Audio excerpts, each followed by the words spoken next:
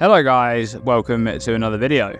Now, Path of Exile 2's third Edict update is just a day away from being fully unveiled, and we already know that immediately following the Q&A with Siggy D, we'll be getting our hands on the full patch notes, including all of the balance changes for patch 0.3. So in this video, I'm going to be going over my own predictions for 3 buffs and 3 nerfs for Path of Exile 2, the third Edict. Beginning with the nerfs, and at the top of the list, it is of course Lightning Spear. How could it be anything else? This skill was a weird case of the one that got through. During the early portion of 0.2, where nerfs were taking place to some of the overtuned abilities, Lightning Spear actually got buffed, even though it was already quite serviceable, but the buff pushed it over the edge, and firmly placed it at the top of the pile. This, along with Huntress being a new class, and the Amazon Ascendancy lending itself well to this skill, meant that naturally a huge portion of the player base gravitated towards using this Ascendancy skill combo, leading to a ridiculously lopsided Ascendancy percentage share chart for 0.2, with the top 2 Ascendancies, that being the Amazon and the Deadeye, taking up almost 50% of all of the characters in the league. That's ridiculous. Now, due to the sheer popularity of Lightning Spear in 0.2, I'd expect this skill to receive the classic GGG triple tap nerf. It will likely have its attack speed multiplier nerfed, the damage multiplier itself nerfed, and possibly even the frenzy charge consumption portion of the skill nerfed as well. Expect Lightning Spear to be absolutely buried in 0.3. Now, moving on to nerf prediction number 2 for the third Edict update, it's Tangletongue. Now, I'll be honest, I have no idea how this item made it into 0.2 in its current form. It's probably the most powerful unique in the game regarding how strong it is compared to its rarity. And if you're not aware of exactly how this item works, it essentially has an exceptionally high base critical hit chance thanks to that large, flat added critical hit chance roll on the weapon, rolling up to 20%, for a maximum of a ridiculous 25% base critical hit chance without corruption. That's insane on its own, but that's not even the most broken part of this item, because it also has another modifier, Forks Critical Hits. This modifier would allow each hit with the weapon to roll its critical hit chance twice, and then check their outcome. If either roll succeeds, then the hit is a critical hit, dealing normal critical damage bonus. However, if both rolls succeed in a critical hit check, then the hit will be a critical hit with the critical damage bonus applying twice. So let's just say that you have 400% critical damage bonus, then a hit with Tangletongue where both critical hit checks succeed would result in a critical hit with an effective 800% critical damage bonus. That's just insane. Critical damage is already the strongest damage scaling vector in the game, and this item just pushes that to the extreme. Now, with that said, Tangletongue has some interesting mechanics, and I think this is a good example of a unique weapon. So I think if it does indeed get nerfed, it shouldn't lose the forking critical hit mechanic, because that's the special part of this item that sets it apart from the rest. Instead, the flat added critical hit chance modifier is the part that needs to receive a nerf, as this item already essentially provides lucky critical hit chance with it being rolled twice, so having a much lower base chance would make more sense. And the third and final nerf prediction for patch 0.3, it's the Deadeye.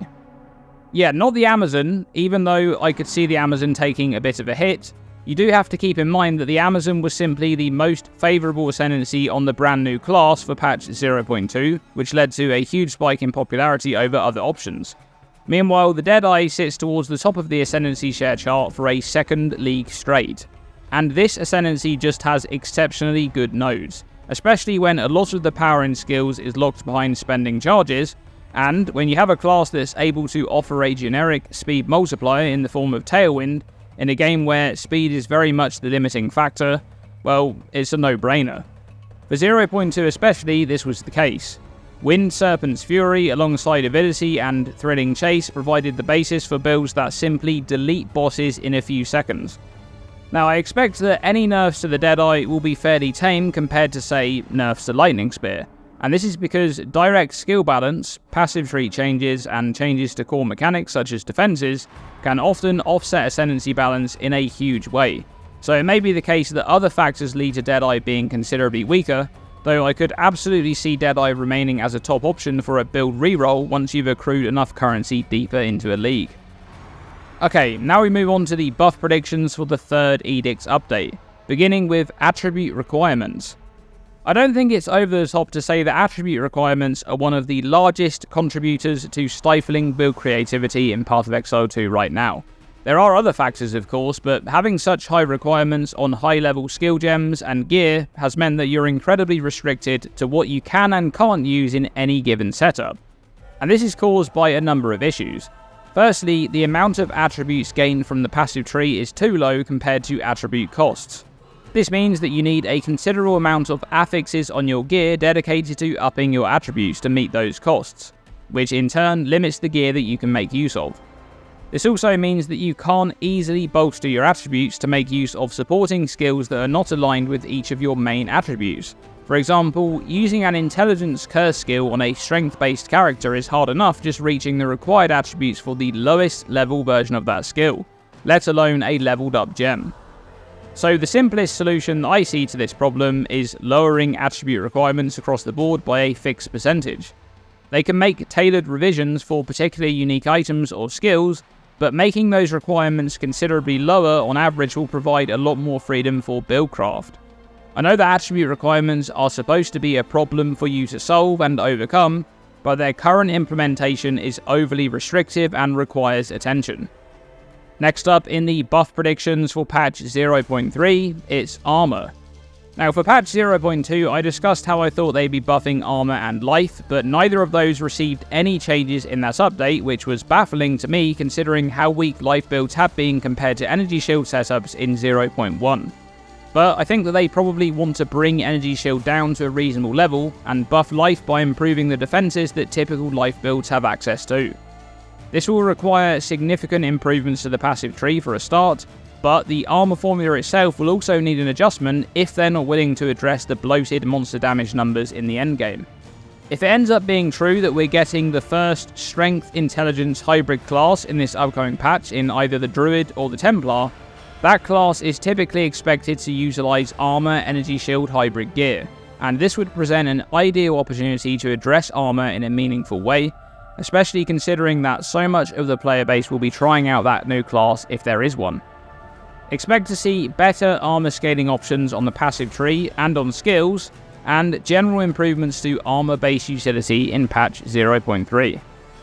Now the third and final buff prediction for the third Edict update, it's the Monk Ascendancy, the Acolyte of Chayula. This Ascendancy is in desperate need for help. In Dawn of the Hunt, it was the least paid Ascendancy with just 0.7% of the share. Meanwhile, the Amazon sat at 29% and the Deadeye at 17%. So what's wrong with this Ascendancy? Well, where do we start? The Acolyte of Chayula has one very good notable in reality rending, and if the Ascendancy gets updates, this node must stay. However, it goes downhill fast from there, and let's discuss the main problem, the Darkness branch at the bottom. This branch makes up 3 of the 9 total notables in this class. That's a third of all of the options that you have, and the very first notable in the Darkness branch locks you out of spirit skills and replaces your spirit with a severely undercooked Darkness mechanic that's supposed to act a bit like a guard or an Aegis skill from PoE 1. The problem is, it's very weak, and once Darkness has been chunked, you need to wait 10 seconds before it unreserves. That's just way too long. Now don't get me wrong here, I actually think that the idea, the concept of the Darkness mechanic is one of the cooler designs on any of the PoE 2 Ascendancies. It's interesting and it really does provide a very unique mechanic, but the numbers on this one are extremely low for what you're trading off. And here's where the problems begin to pile up. Because a long while back I made a video about the illusion of choice on Path of Exile 2's Ascendancies, and you need to look no further than this branch right here to see this in action. You see, you simply cannot only take the first notable in the Darkness branch. That would be silly, because you're making this massive trade-off to obtain Darkness, and it's pretty weak on its own. And that means you need to really invest into it to get the payoff. Notably, the small nodes provide increased Darkness, and those are really strong. It's the only place in the game that you can scale the amount of Darkness that you have. And as I said before, if you want to go for Darkness, you kind of need to go all in on it. There are 2 separate notables behind the first. One provides extra damage based on how much darkness you have that's unreserved, and the other lowers your reservation time from 10 seconds to 5 seconds. Again, it's pretty obvious here that these notables go hand in hand. If you get one, the other becomes significantly stronger. But this is 6 of your 8 total Ascendancy points spent, and you've ended up with a fairly mediocre mechanic that replaces Spirit. It's just not a great trade-off. So I expect to see significant improvements to the Acolyte of Chayula in 0.3, especially focused on this darkness mechanic.